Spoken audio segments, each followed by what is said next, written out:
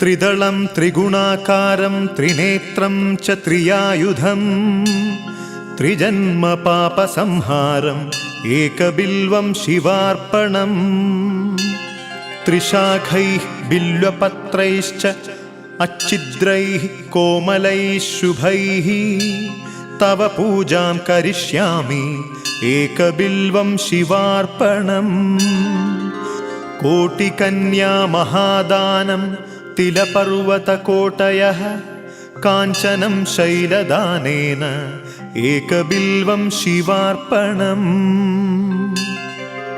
काशीक्षेत्रनिवासञ्च कालभैरवदर्शनं प्रयागे माधवं दृष्ट्वा एकबिल्वं शिवार्पणम्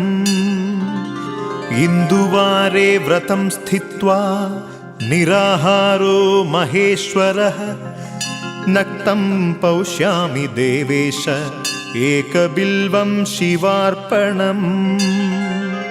रामलिङ्गप्रतिष्ठा च वैवाहिककृतं तथा तटाकादि च सन्तानम् एकबिल्वं शिवार्पणम् अखण्डबिल्वपत्रं च आयुतं शिवपूजनं कृतं नाम सहस्रेण एकबिल्वं शिवार्पणम् उमया सह देवेश नन्दिवाहनमेव च भस्मलेपन सर्वाङ्गम् एकबिल्वं शिवार्पणम् सालग्रामेषु विप्राणां तटाकं दशकूपयोः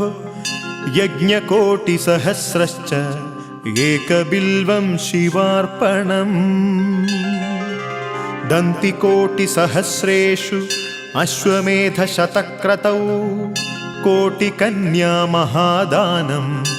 एकबिल्वं शिवार्पणम् बिल्वानां दर्शनं पुण्यं स्पर्शनं पापनाशनम् अघोरपापसंहारम् एकबिल्वं शिवार्पणम् सहस्रवेदपाठेषु ब्रह्मस्थापनमुच्यते अनेकव्रतकोटीनाम् एकबिल्वं शिवार्पणम्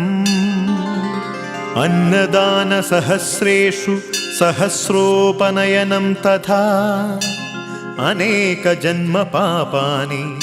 एकबिल्वं शिवार्पणम् बिल्वाष्टकमिदं पुण्यं यः पठेत् शिवसन्निधौ शिवलोकमवाप्नोति एकबिल्वं शिवार्पणम्।